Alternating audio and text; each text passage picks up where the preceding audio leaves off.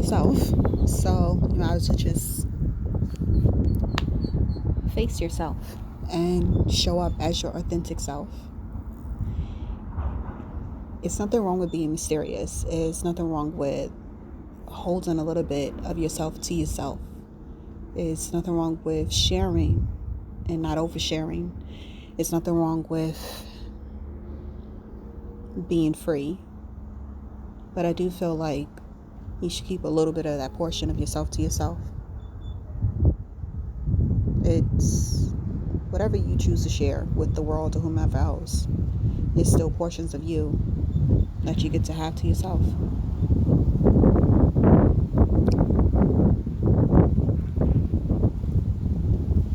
People will try to get ahead of the crowd by placing a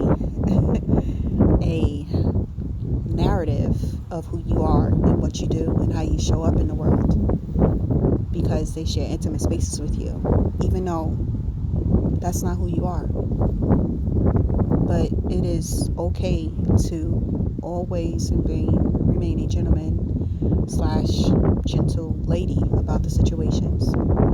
Just because others feel the need to want to try to destroy you and what you bring to the world and how you show up in the world doesn't mean that there's a need for you to overreact or to step out of your character or to step out of your skin or jump out of whom you really are in order to prove a point. Let others continue to say what they want to say about you, continue to have a false narrative about you and try to spread that like wildfire to the world. Let others go out their way to find any and everything that they possibly can. Tear your spaces up from limb to limb, either that be physical, emotional, spiritual, because they need to have something that is falsified about you. Because you cannot be that great. You cannot be that good. You cannot be that amazing. You cannot be that divine. You cannot be that peaceful. You cannot be that beautiful. You cannot be that benevolent. Like you can't be all of that. That's just impossible. You can't be that close to God. You can't be touched like that. You cannot be touched by God. You cannot literally have angels with you as you speed through these angles. Like you that's impossible. So people will go out their way to shake your kingdom up and try to find a way to tear it down from within. Because how can you be that amazing? How can you be that cool, calm, and collected? How can you laugh at every possible way that they want to find a way to diminish you, to break you, to ridicule you, to humiliate you, to stop you? And all you can think about is you have to stay 10 toes down on God's business. You know the contract that you signed with him. You know the deal that you and him made. You know the assignment. You know what he told you to do. And you just got to stay focused on that. That does not mean that you don't get to be who you are. That does not mean that you don't get to show up and be any type of way that you choose to be. It does not mean that. But it does mean that you have to stay firm on what he asks you to do. What he decided to tell you to do. What's already decided for you to do. So, sit back and look amazing. Laugh in the fact that they are literally just grasping at loose straws because they're trying to find ways to tip you over. They're trying to find ways to make you imbalanced. They're trying to find ways to make you uneasy. They're trying to find ways to make you so unhappy, so just unfocused, just all of it. They just want you to be less than because they don't like the fact that you're so greater than them. And what's crazy about it is that you're not even trying to show up with that type of energy to the party. Like, that's not your vibe. Your vibe is that you're so focused on what God has intentionally wants you to do, and that's all you could think about. Like, your focus is, okay, yes, I need to eat. Yes, I need to pay bills. Yes, I need to be able to, take care of myself and do the things that I have to do for myself. But at the end of the day, it's like, you have no desire to want to fight with anyone. You have no desire to make it seem like you're less than or you're not this.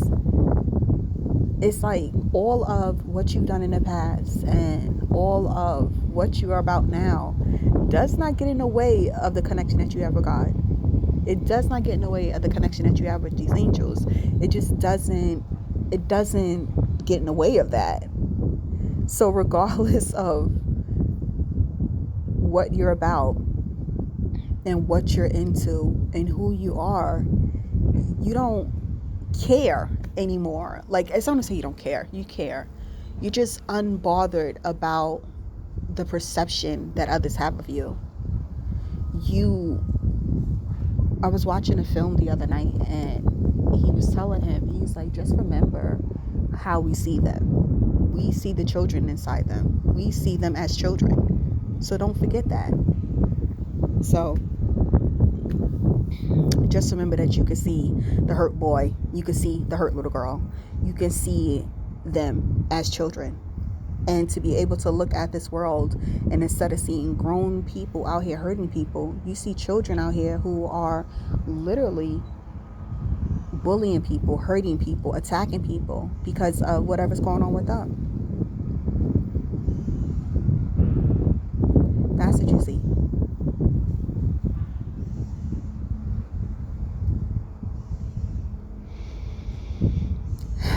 You see that God placed a certain amount of strength in you, and you see that He does not place that same amount of strength in others because they had to walk through the fire. You had to do your days in hell. That's what I used to say at a job I used to work at a couple of years back. When you get in trouble, they say, oh, you have to do your days in the street because you have to pay for what you've done, so. And it's not like you walk around making it seem like you're better than everyone, or you're on this high horse, or you're this, you're that. No, you suffer just like everyone else. You don't have just like everyone else. But what you do have is faith. You have faith that you know that things are going to be able to work out and they're going to be beneficial for you in the long run. You have faith that what you do unto others, which is good, it will return back to you. You have faith knowing that you won't be suffering for too long. You have faith that no matter what they do to try to humiliate you or shake up your family or throw dirt on your name or spread lies about you, you know that means that you must be doing something right. Because you have individuals that have a strong disdain or a dislike for you that you never even met. All because you want people to wake up and see that there's greater deeds of things that they can do out here, that there's greatness that's in them. And regardless of anything that's happening, it does not get in the way of the fact that you have work to do down here. And if that means that you have to take a few lashes, then you have to take a few lashes. If that means that you have to take a couple of family members going out their way to say such horrible things about you and spread lies about you, then so be it. But you know that you walk with grace, you walk with love, you walk with God, you walk with a team of angels. You have avenging angels that do not play, that's ready to go and throw hands at any minute. You know that you don't have to lift a finger. You know that you don't have to wish bad on anybody. You know that you don't have to even stoop that low, because all you have to do is pray for those. And they think that you're out here just doing stuff to make them suffer or go through these things, when that's not what's happening. You're not out here slaying anything in order to create any type of way. You're just standing on God's business. And by you standing on God's business, there's shifts that are happening. And you hold no animosity. You hold no anger. What you've been feeling is a sadness for the fact that they would do the things that they did to you. But what you also understand and respect is that at the end of the day, it is not your job to chastise anybody. It is not your job to save anyone. God already has that covered. You just do what He assigned for you to do, and that's that. If they want to humiliate you, let them humiliate you. If they want to find ways to throw dirt in your name, let them do that. But there's no need for you to counteract. There's no need for you to say anything. There's no need for you to come out of your face. There's no need for you to step out of your energy. There's no need for you to do any of that. Because you have to stay laser focused on what God wants you to do. And like I said, if you're unclear about that at any moment of time, you apply prayer to that. And then on top of that, you allow your body and your mindset to be still so that they are one and they're acting in one unison and they're whole. But like I had stated before, I know that I have to let go of the pain. I know I have to let go of the trauma. I know that I have to accept what is fated. And I have to actually forgive, and I have to act on that forgiveness. But at any given time, it doesn't mean that you have to share that amazing energy that God pours down into you. I was at the bus stop the other day, and this guy was tapping my foot over and over and over. But I had so much groceries, I couldn't really move. And I was like on a corner of the bench waiting for the bus, but it's like I couldn't really move. So I was kind of stuck for him tapping my foot. But I knew what he was doing. He was trying to intercede into my aura field, into my energy space. And any other times I'm like, oh, you tap my foot, get off me, da, da, da, da, da. But God handled that.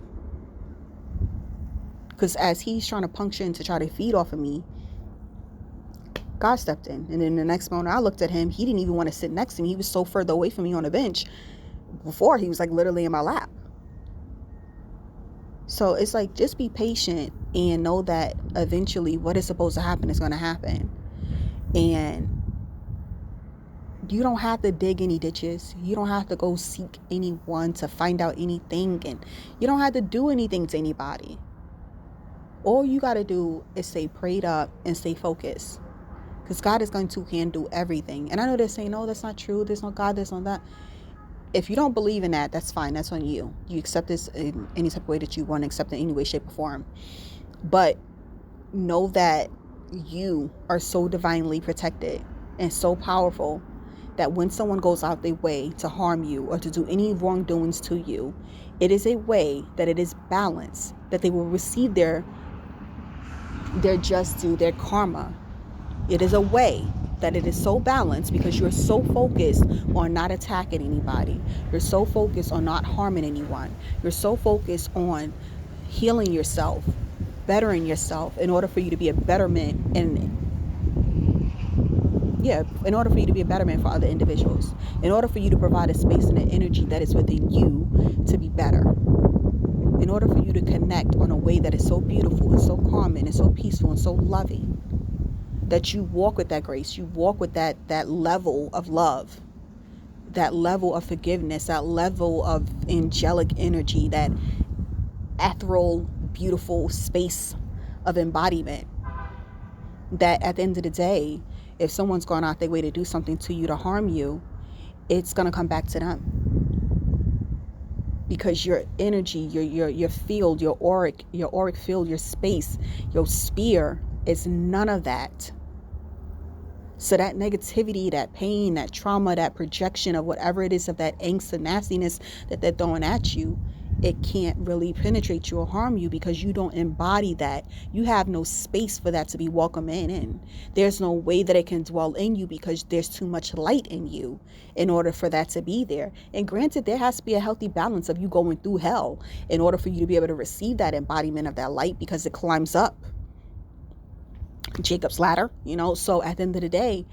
But if you're able to hold that, like I said before, you hold that liquid gold, you hold that in you. If you look back even to slavery, the fact that they were able to sing in unison like that was a way that they was raising their vibration in order for these individuals to feed off of their pain, off of their trauma. They can feel, mind you, their backs are bent over, they're picking cotton, they're picking whatever else, and they're being slashed and hit, but at the same time, they're raising their vibration because they came together as a unison, as a team, in order to literally release an energy. You have all these embodiments of light. They're working, but they're singing, they're rejoicing, they're in union with each other. That's a vibe. That's a spirit. It's like when you look at water and it's ripples of waves on the water off the shore. That's a rippling effect of energy to raise the vibration all together in one. So try to learn from your past. And when I mean your past, I mean what is interlocked into your DNA. Read your DNA. Understand your ancestral lineage. Understand that There are ways to be able to master pain so that it does not penetrate what you are building up within your spirit man, and continue to build that up. Nobody's perfect. So whatever they're trying to do to you in order to get a reaction out of you, in order to get you to come out of character, in order for you to step out of yourself, which I keep telling you, don't ever step out of yourself. Stay in that pain. Stay in that energy. Lock in with that and strengthen that up. And continue to keep strengthening that up. And then before you know it, you didn't blasted out a ripple effect of love. You didn't blast out a ripple effect of a spear so that others that don't even physically know you are in your realm of space, you're able to send that energy out to them of healing. Don't ever become the monster. Yeah, they're not going to stop attacking you. They don't stop attacking me. They don't stop humiliating me. They don't stop poking at me. They don't stop doing any of these things to me. It will always be those of your own household. They don't stop doing any of these things. But they're going to continue to keep doing what they have to do because they have their assignments. They have things that they got to keep going because they don't want to go back to where they got to go to. They don't want to have to do the things that they have to do. So, horn that pain. And not in a sense where that pain is making you feel like it's weakened, but that pain is strengthening you. It's like when you go to the gym and you work out and it's burning, it's hurting, but you know that you want those tight, beautiful legs. You want that strong back. You want to be able to walk and not be out of breath. You want to be able to have endurance. You want to be able to have strength. You want to be able to keep going. So in order for you to keep going, you have to be able to go through it in order to build it.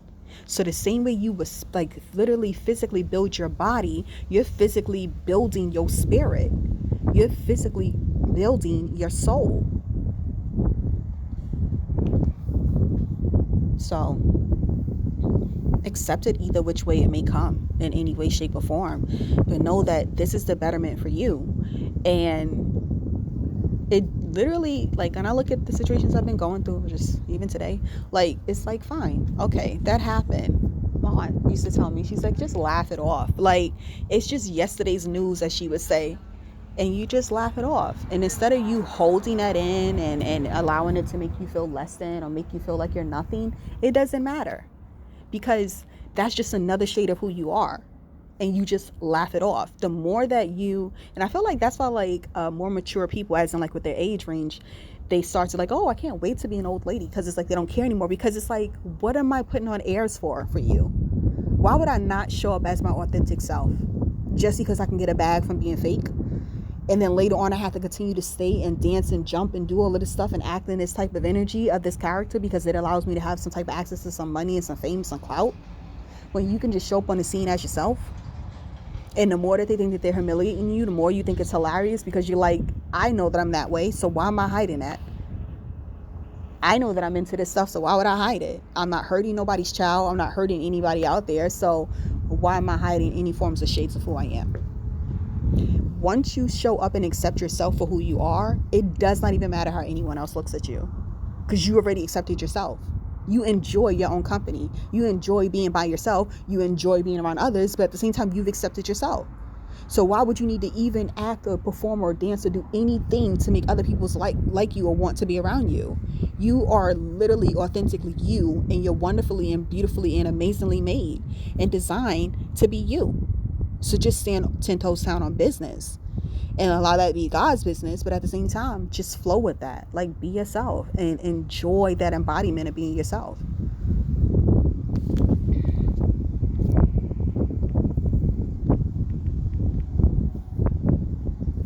Well, I love you. You got this. And keep going.